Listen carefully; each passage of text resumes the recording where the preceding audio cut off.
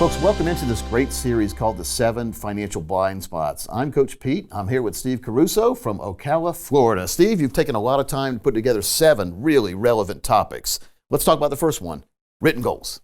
So goals are the most critical piece of a retirement distribution plan.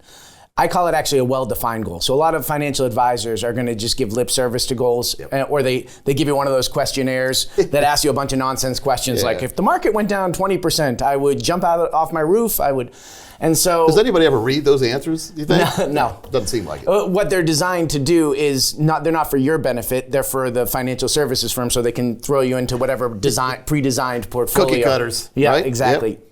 And so when I say a well-defined goal, it's actually taking time to think about what your lifestyle is going to look like in retirement. What are your social interactions going to be?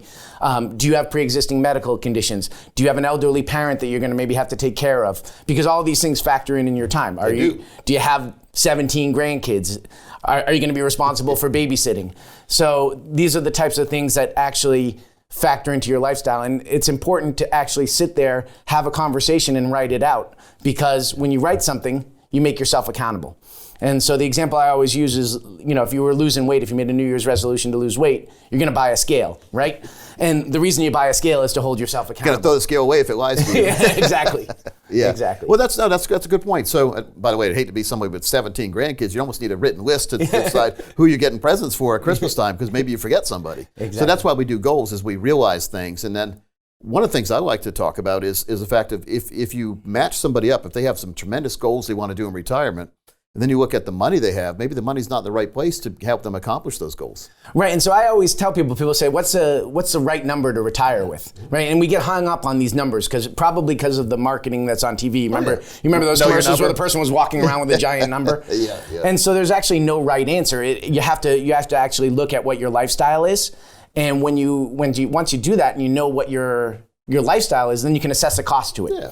And so someone could have saved $2 million and it could not be enough because they want to fly on a private jet everywhere and they have an extravagant lifestyle. Yeah. Someone could have saved $200,000 and it could be more than enough because they're gonna drive to different national parks and go camping. Yep. And so it really depends on what your lifestyle is going to be. Well, it's important for both spouses to write down separate goals and then compare them and make sure they're on the same page too, isn't it? No, absolutely. Yep. And so it's interesting when we have these conversations, sometimes, and I find this more so with the husband, the husband will have one specific kind of thought in mind, and then the wife will sit there and all of a sudden the body language will change, and we're not doing that. You see the arms crossed, you're in trouble, man. Yeah, That's important. Well, you have a way where you can help everyone get those written goals done, though. And so I think it's important. It's step one of getting a real plan is knowing what the plan's going to be. No, what absolutely. you want it to be. So the number, folks, here's an important number for you. It's 800-597-4579.